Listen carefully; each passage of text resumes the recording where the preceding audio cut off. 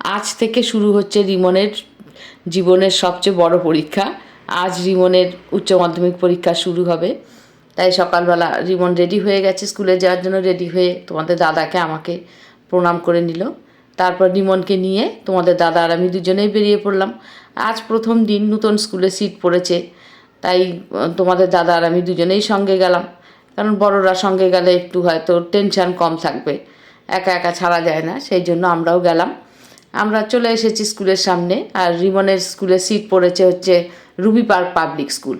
যাই হোক, স্কুলের সামনে এসে দেখি প্রচণ্ড ভিড়, সমস্ত স্টুডেন্টরাই চলে এসেছে। এদিকে স্টুডেন্টরা লাইন দিয়েছে, ভেতরে রিপোর্টিং টাইমে ঢুকবে সবাই।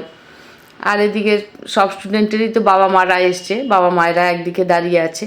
আমরা একটা ওই স্কুলের আর একটা গ্রিলের গেট ছিল, সেইখান দিয়ে দাঁড়িয়ে দাঁড়িয়ে সবাই দেখছিলাম। সব স্টুডেন্টরা ভেতরে ঢুকে যাচ্ছিল। তারপর ভেতরে অবশ্য ওদের চেকিং হচ্ছিল, প্রত্যেকেরই চেকিং হওয়ার পর তারপর লাইনে দাঁড় করাচ্ছিল সবাইকে ক্লাসে ঢোকার জন্য। অনেকক্ষণ দাঁড়িয়ে দাঁড়িয়ে দেখলাম, দেখে তারপর আমরা চলে এলাম। আসতেই দেখা হয়ে গেল অনেক বছর বাদে এদের ছেলে মেয়েদের সাথে রিমন পড়তো। ওরা এখন অন্য স্কুলে পড়ে, কিন্তু ওদের সিট পড়েছে আজ একই স্কুলে। এত বছর বাদে দেখা, তাই সবার সঙ্গে একটু কথা বললাম। দাঁড়িয়ে কথা বলে আবার ওরা আবার আমার ভিডিও দেখে, সেটাও বলছিল।